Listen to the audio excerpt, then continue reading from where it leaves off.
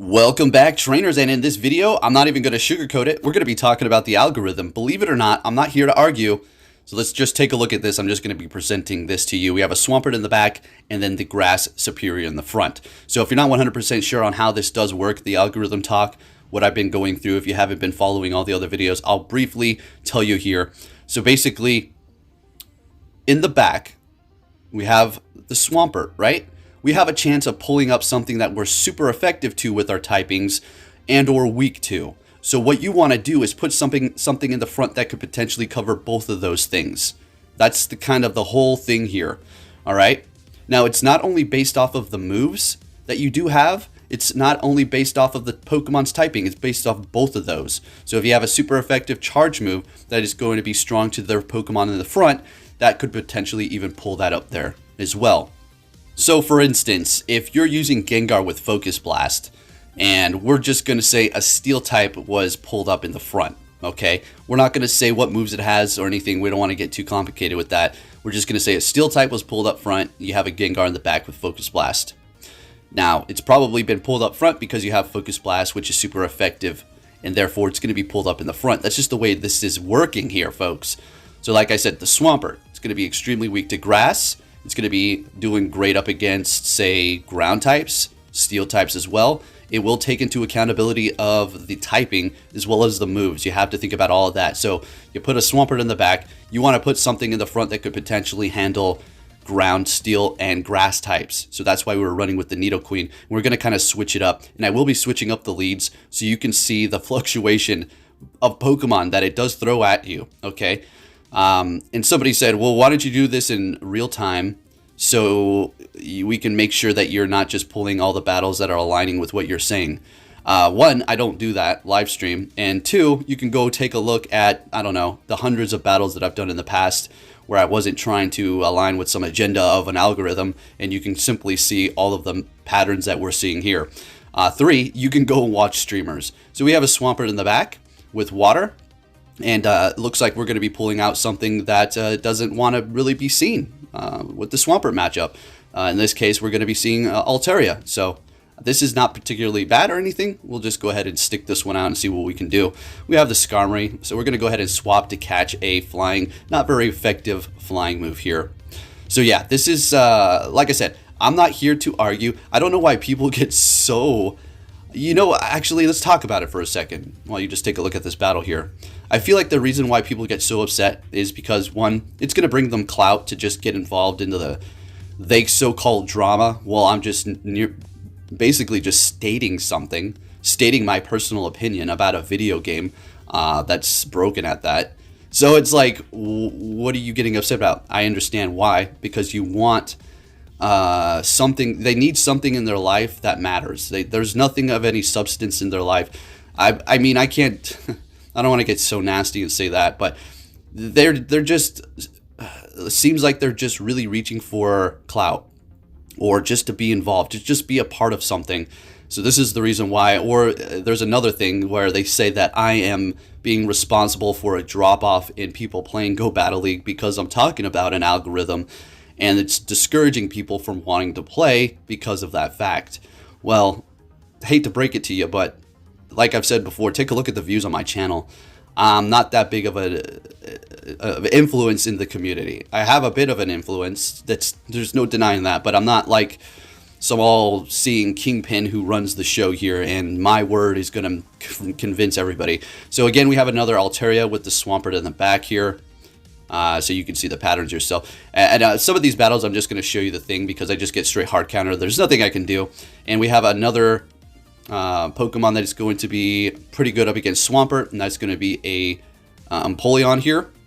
So yeah, it was a pretty rough day. As you can see, my score just completely dropped. There is no legend anymore. Forget it.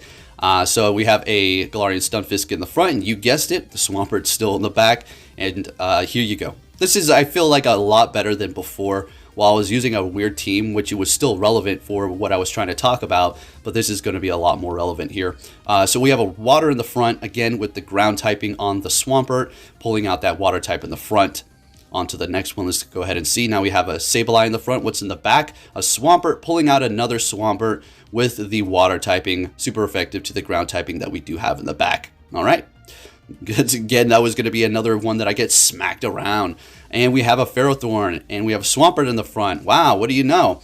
We got the Nidoqueen ground type in the back, which is going to be weak to the grass. Like I said before, I don't think I stated in this video, but this algorithm doesn't care about resistant typings, all right? It doesn't care about, oh, it's partially effective, not completely super effective, it's just thinking about the typings. So we have a Nidoqueen in the back and a Mew up front. Okay, so I'm going to assume Surf is on that thing, and that's why the Mew has been pulled up in the front. Now, if you think I'm reaching, I don't really care. I'm not here, like I said, I'm not here to argue, and if you don't agree, I guess let's just agree to disagree, all right? But it's so funny because I'll be sitting there watching streamers, and I don't care what I don't care what people say. This is not what it's about. I'm just paying attention to the matchups that they're getting, the leads versus what they have in the back, and everything keeps aligning. Once in a while, you get this random card, but you got to think about the typings. You have to think about what move they could potentially have. That could be a spicy move that people don't usually run. That could be aligning super effective or resisted to the back Pokemon. And it all just makes sense. I'm sitting here watching, and I'm like, why do these people ask me to do it live when they can just come on Twitch and watch these people play, and it's sitting here live right now? It's not like I'm purposely manipulating the algorithm to my benefit to make it seem like, oh, see, look. Because even if there was any sort of, if there was an inch of leeway for you to even manipulate, well, it's there, right? So there you go. You've already admitted it. Anyways, the whole point is you can just go watch streamers do it live and watch what I'm saying to you happen to them in real time. Like I said, there's random wild cards, but it's going to be occurring, I would say, about 95% of the time with the matchups and all that, okay? I'm not 100% sure on how it works completely, but it's definitely something to do with the Pokemon in the back, and that I have for sure got down pat. So, going to be able to finally take this win here, okay? And for the next one, and make sure you give this a thumbs up. There's going to be a lot of people who are just crazy coming here. So we have a Sableye in the front and the Nidoqueen in the back. That is going to be resisted poison to the ghost typing. So that's a good lead for us. Okay, so they're going to be swapping into a Skarmory here. And we're bringing in Nidoqueen. Yeah, it's not the best. I know this team is not going to be doing too well. So I started really encountering those Skarmories. So I decided to take off the, I think the Pidgeot and replace it with a Skarmory itself. So yeah, we're going to be going down here. Oh, we survive with 1 HP. Wow, okay. And if it's not this whole like algorithm thing, it's the rock, paper, scissors, folks. It's, oh my gosh, it's not so much that, oh, what do you just suck at Great League? Give me a freaking break. I mean, we've seen it before. No, I don't suck at Great League. There's just nothing you can do when you're getting hard countered over and over and then swap hard counter. It's over. There's nothing you can do. As far as the lag, that was okay. There's putters here and there, but that wasn't the problem this time. Nobody did the whole forced close thing, or at least it whatever they like to say. It's a natural occurring thing. Yeah. Well, that didn't happen yesterday, so that's good. But then this happened. So, you know, I wanted to hit Legend. I know we still have time, and I'm over here saying, you know, take your time. It's okay if you're getting discouraged, and I'm over here getting discouraged. Because I just wanted to hit it, folks. I just wanted to hit. I should have tried a little bit harder while Great League was still, or, yeah, okay. While Master League was still here. All right. What do we have? What are we going to see? A Mew. Okay. What do we have in the back? A Nidoqueen. Okay, another Surf. All right, so there you go. This is still a fine lead for us because we are, well, a Dark-type Scrafty. So they're going to be swapping it to a Venusaur. Going to go ahead and bring in the Pidgeot. And, yep, this is just pretty much great. It is a Venusaur, though. It is still going to hurt. Frenzy Plant or Sludge. There's that. Frenzy Plant. Jesus, are you freaking joking me? That's Venusaur for you. So they're getting to another one and actually going to have to force a shield here. And I actually tapped on Feather Dance, so just, yeah, I'm not happy about that. So I didn't tap on any of the bubbles. We're able to get some farm at least. We are down a shield, but at least we won swap, so it's not the worst situation in the world. Coming back in here with Mew, resisted Shadow Claw damage, and I'm just going to have to let this go here, and it's taking us out. We're going to come back in here with Scrafty. They come in here with a Zoomerol. We bring in our Nidoqueen, and this is just great. Nidoqueen is a fantastic Pokemon. I love Nidoqueen. Shadow, of course. I was so happy when they talked about how poison types were going to get a buff, and now, well, here we are. And, well, poison types are really struggling. They're still holding on to 2 shields if you're wondering why. I do believe at this point they realize it's all over, so they're just going to let it go down. And yeah, that's exactly what they do. So sometimes that happens. You're waiting for that last moment and where you're going to be using your shields, but it's just, it inches closer and closer, and before you realize, you don't have enough health to survive. Next battle, we have a Venusaur lead with a Skarmory in the back. Wow, that's obvious. Do you see here? Do you freaking see this? Okay. This is not, oh, a coincidence. Oh, yeah? This is the most coincidence I've ever seen of the 32 freaking years I've been on this planet. That's the biggest coincidence I've ever seen. Ever. Okay? No, it's not. And of course, and again, I don't want to go back and start arguing, but the people that say they can't even get Go Battle League right, they can't even do this right, blah, blah, blah, blah, blah, Niantic can't do this, the game's so buggy, what makes you think that they're going to put an algorithm in here? I mean, what? Like, sometimes I don't understand how people can even take care of themselves. Like, I don't understand, like, are they just programmed to be able to eat food, you know, go bathroom, wash themselves, work, maybe clean around the house a bit, feed themselves, and then that's it? I just don't get it. But anyways, let's not go all the way down that route. It's just, it's so obvious. We already know. All right, so let's see here. Okay, this is still good. Okay, we're farming down the Venusaur. It still took a bunch of health off of us. Right. Yeah, I made this shiny Skarmory just for the heck of it. It came from my son's account. And just like, you know, whatever. It doesn't have great IVs or anything like that. So they're going to be coming in with that Galarian Stunfisk. We swap into our Scrafty here. We're going to go for the Foul Play. And see if we can land this. We're going to get a shield out of them. We still have 2 shields. And, oh yeah, this is the one where I like... Why? So we went up against somebody who was holding on to their shields until the bitter end. And now, well, it's us doing it. And honestly, I should have just let them take us out here. I shouldn't have shielded up. I should have did what the other opponent did. Or are we going to win? Nope, not this time. We're not. We won that other Skarmory, or the Galarian Stunfisk with 1 HP in a dream, but not this time. So an Umbreon in the lead, okay, and we have a Skarmory in the back. So I'm assuming it's because of the Last Resort normal, not very effective. They're swapping into a Galvantula. We're going to go ahead and bring in our Nidoqueen here. And if you're thinking, well, that was a reach to say that the Last Resort to the Steel typing, I mean, not really. It's that. That's what it is. That's what it is. You have to look for that little bit of window. So anyways, good lead, or I mean, good swap into with the Nidoqueen here. We're going to let all this go through.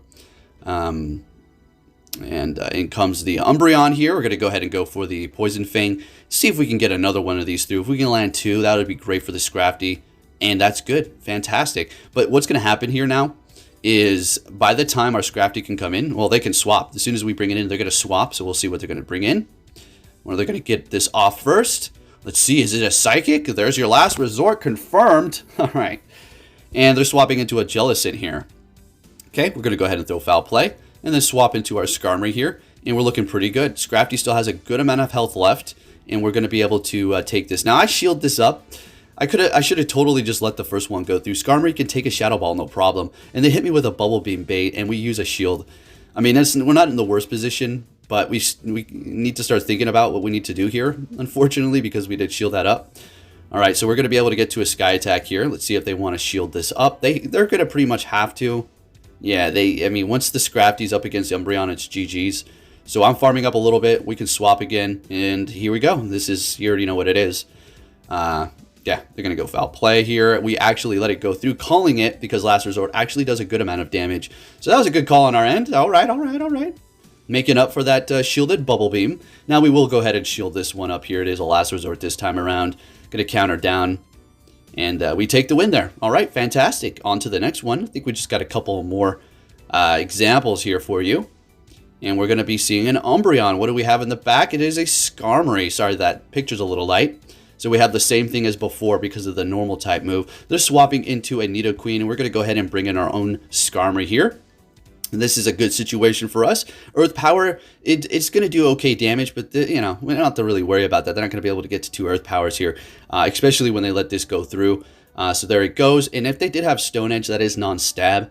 It's still going to do a good amount of damage, but you're not going to have to worry about, you know, all that. So before they do go down, they do drop my defense, which is very nice to do before you do actually get taken out. And for some reason, I go for Sky Attack here. I should have just went Brave Bird. Maybe I was thinking, oh, I'll probably get to another Sky Attack, but they throw as soon as I do that. So it's a little unfortunate that I didn't go for Brave Bird here, but that's okay. We're going to be able to come in here with Scrafty. They got a Venusaur in the back. We immediately swap into our Nidoqueen. Now what we need to do for this matchup is use all shields. That's it. We need to win this matchup. That's what we need to do. The Scrafty cannot see it at all. Oh, this is the last battle. Never mind. Thought we were going to have more examples. Yeah, we're going to be taking this win. If you did enjoy it, give it a thumbs up. Algorithm as real. If you don't believe in it, that's fine.